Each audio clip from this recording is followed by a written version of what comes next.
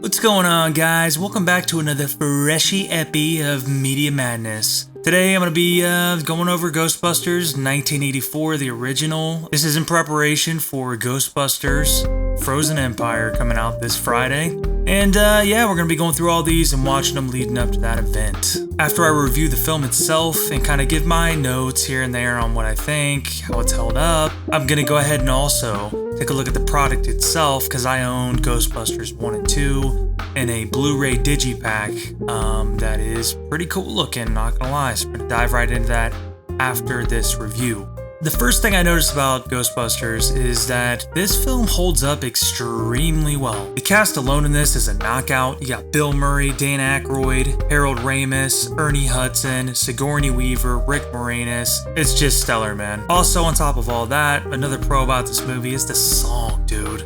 The song, bro. Another thing that holds up really well, other than the cast and their chemistry, is the practical and sometimes visual effects. There were times throughout this where I actually thought the visual effects and practical effects actually held up. I think actually the thing that works best about this movie is its pacing. And that is also a problem that I'm going to dive into from what I can remember in Ghostbusters 2.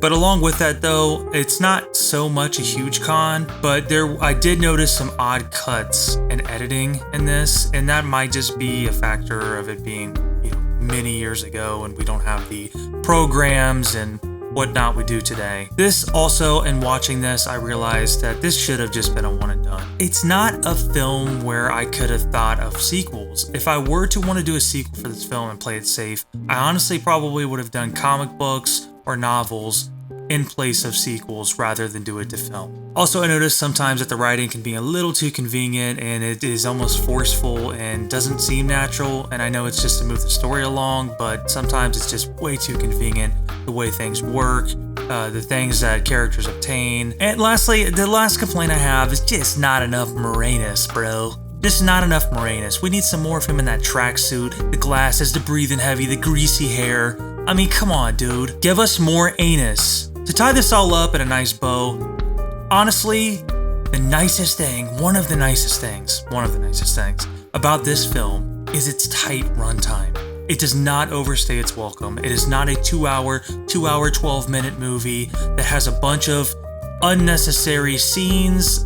Even like 20 seconds can make or break a movie.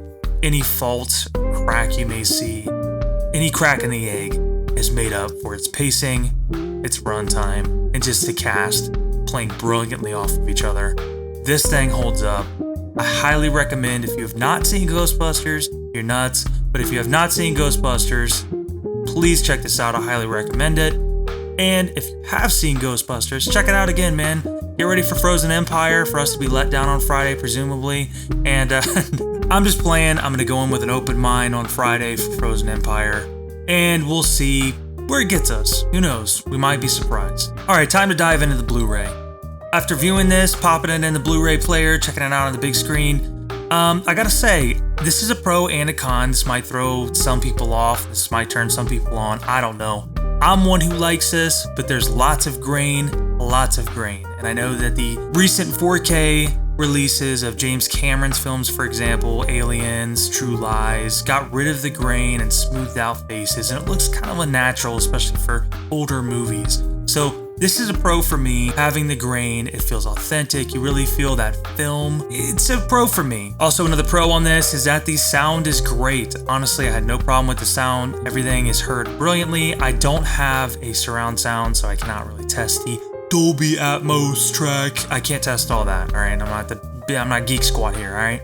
Relax. But honestly, this thing sounds good on your average TV. I heard everything that I needed to hear.